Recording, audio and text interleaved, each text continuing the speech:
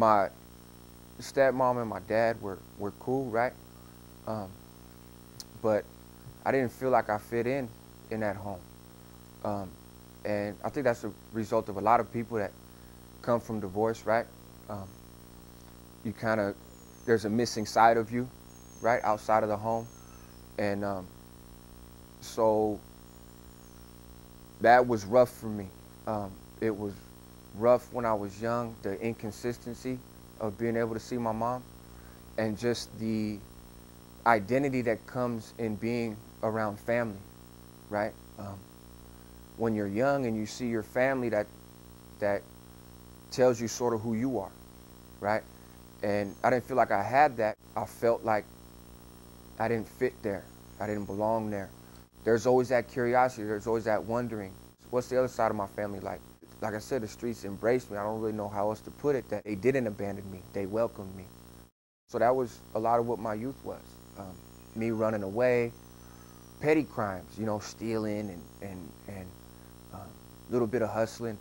But through that, right, I started going to juvenile hall when I'm like 10 and a half.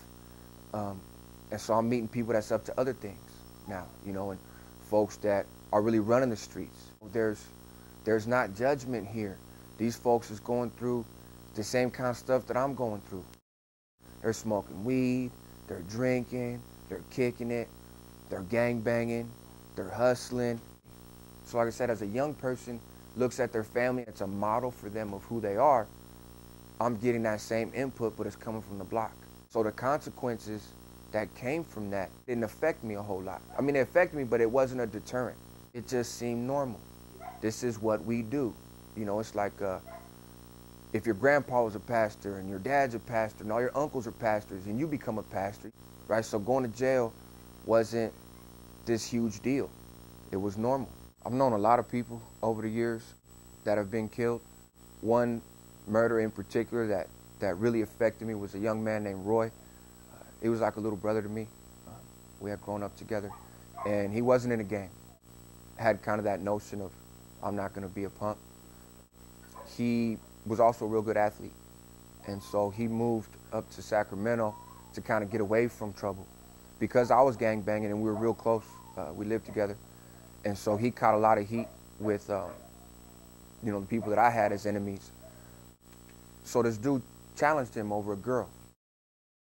Needless to say, he wound up getting into a fight, right? And beat the hell out of the dude, right? In front of everybody. And this was supposed to be the tough guy. So there was a youngster who also wasn't in the gang, but wanted to be cool with the tough guys. And he was just kind of a dorky little suburban kid. And he went and stole his dad's gun and worked with some females and set my little brother up and killed him when he was 16. And that really impacted me. Wasn't the first person I knew, you know, to get killed, but that was my guy. And so I wound up moving up to Sacramento and retaliated in the only ways that I knew how, right? But to this day, that loss still impacts me. Him and I, it was deeper than that. It wasn't the gang or the neighborhood or anything else that had drawn us together. We were just family. And that kid only got a couple months in juvenile hall, right? Because he said that my brother had a knife and threatened him. And since my brother's dead, obviously he can't defend himself against the allegation. So he had a good lawyer, you know, he came from money. To this day, that was my closest friend. I think about what would he think of me now? Like, what would he think of my lifestyle? Because we had those kinds of conversations. He knew about the pain and the drama and had gone through a lot of that himself. We bonded on that, and he wanted success in a healthy way and was taking steps towards that. That's why of all the people that have died, his name's the only name that I have actually tattooed on me. My mom, the one who was really absent and unstable through all my life up to that point, came to see me regularly. She was cool. She put money on my books. She was the stable person in my life. But she would always want to talk about the streets. And when I came home, and I would always tell her, I'm not coming home. Don't think I'm coming home, because it's not guaranteed. Anything can happen. I really just embraced being in prison as my life. It was through Jesus. I mean, to put it simply, right? It was through studying the Bible and seeing that I was not created to be a hoodlum. I wasn't created to be a homeboy. As I learned more about God, I learned more about myself. There's a direct correlation to me getting further away from God and me getting closer to the person that I used to be.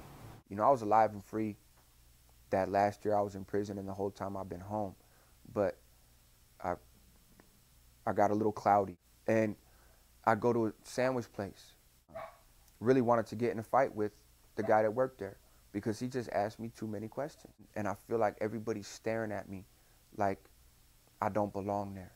You know, like I'm from some other planet somewhere.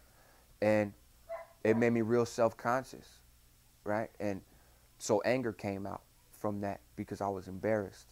And I didn't know how to navigate something as simple as ordering a sandwich.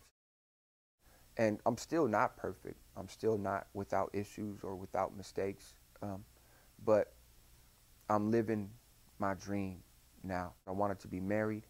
I wanted to have a kid. I wanted to have a house. I trust God more. And it's been beautiful.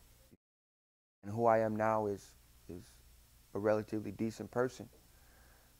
But that process of me getting here, a lot of my actions hurt a lot of people. So while I can't change the past, this learning process for me left a whole lot of damage, right?